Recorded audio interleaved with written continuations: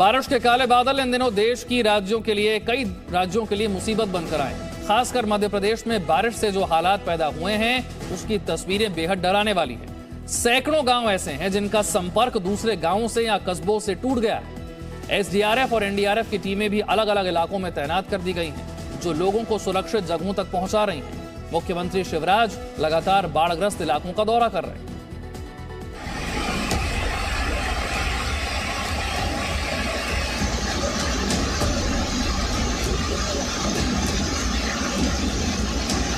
Monsoon के काले बादल भले ही देश के आसमान से छट गए हों, लेकिन आफत की बारिश तो अब भी कई जिलों में बरस रही है।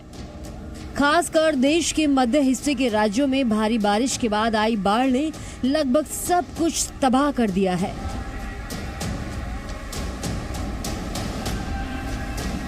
ये मध्य प्रदेश का विदिशा जिला है। क्या भेड़ बकरियों को पाल के साल में करोड़ों कमाना चाहते हो? यकीन नहीं हो रहा ना? तो साल में 3 करोड़ कमाने वाले सिखाएं तो क्यों देरी कर रहे हो? फ्रीडम ऐप डाउनलोड करो। भोपाल से विदिशा की दूरी महज 60 किलोमीटर है, लेकिन भारी बारिश और बाढ़ ने इस दूरी को सैकड़ों किलोमीटर का कर दिया है। बाढ़ का ऐसा कहर कि सड़क के रास्ते विदिशा पहुंचना फिलहाल मुश्किल ही नहीं, नामुमकिन है। प्रशासन ने बाढ़ के हालात को देखते हुए भोपाल को विदिशा से जोड़ने वाली सड़क को सांची के पास बंद कर दिया है।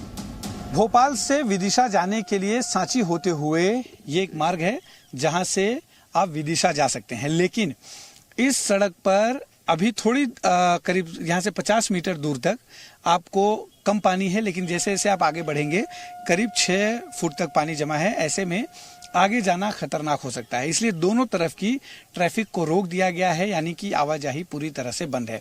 आसपास में मैं आपको तस्वीर दिखाता हूं सड़क के किनारे कि कैसे पेड़ पानी के नीचे पूरी तरह से डूबे हुए हैं। सड़क बंद होने की वजह से अब लोगों को विदिशा जाने के लिए ट्रेनों का सहारा लेना पड़ रहा है। इस वक्त हम सांची से विदिशा की तरफ जा रहे हैं। हम सड़क के रास्ते जा रहे थे, लेकिन रोड पर पानी भरने की वजह से हमें ट्रेन के रास्ते से जाना पड़ रहा है।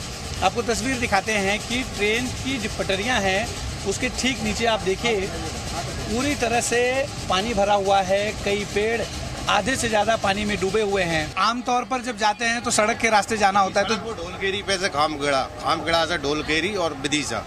तो अब हम यहाँ से आए दूसरी रास्ता पैदल आए और सांची से ये ट्रेन पकड़ी है। अब विदिशा जा पा रहा है, 13वीं में जाना है। जब ट्रेन से जी न्यूज की टीम विदिशा पहुंची तो वहां की तस्वीरें देखकर हैरान रह गए। जिन सड़कों पर कभी गाड़ियां दौड़ती थीं, वहां अब एक जगह से दूसरी जगह जाने के लिए नाव का सहारा लेना पड़ रहा है। आप ये तस्वीर देखिए, पूरी तरह से ये इलाका पानी में डूबा हुआ है। दुकानें वो पानी में आधी डूब गई हैं और इसी तरह की स्थिति पिछले 3-4 दिनों से बनी है। मेरे साथ रेस्क्यू टीम है, जिन्हें जानकारी मिली है कि 2 लोग ऐसे हैं जिनकी तबीयत खराब है। उन लोगों को रेस्क्यू करने के लिए इस वक्त रेस्क्यू टीम जारी है। लेकिन बाढ़ और बारिश का डबल टॉर्चर झेलने वाला विदिशा अकेला शहर नहीं है। मध्य प्रदेश में तो लगभग आधे से ज्यादा जिलों की यही हालत है। श्योपुर में चम और पार्वती नदियों में लगातार बढ़ रहे जलस्तर से नदी किनारे बसे करीब 39 गांवों पर बाढ़ का खतरा मंडराने लगा है। भोपाल, मालवा, निमाड़ और कोट बैराज से छोड़े गए पानी से लगभग श्योपुर के हालात बेहद खतरनाक हो गए हैं। वायुसेना हेलीकॉप्टर के जरिए गांव वालों तक खाना पहुंचा रही है। अभी तक 28 गाँव के करीब 2500 लोगों को रेस्क्यू किया गया है।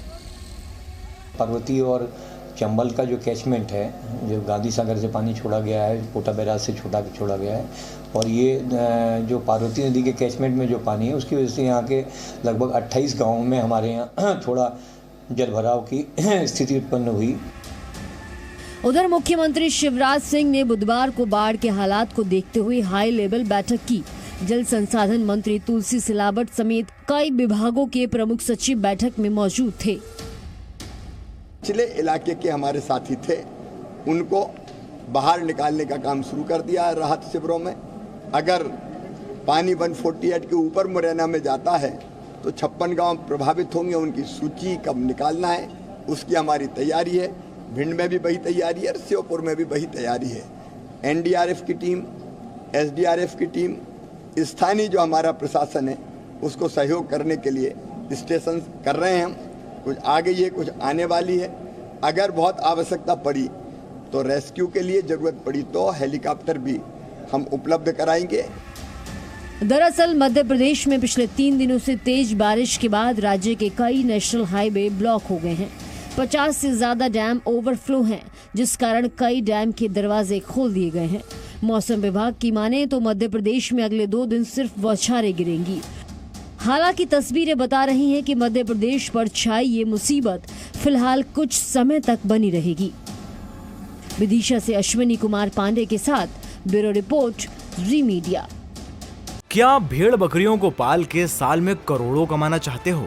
यकीन नहीं हो रहा ना? तो साल में 3 करोड़ कमाने वाले सिखाएं तो क्यों देरी कर रहे हो? फ्रीडम ऐप डाउनलोड करो।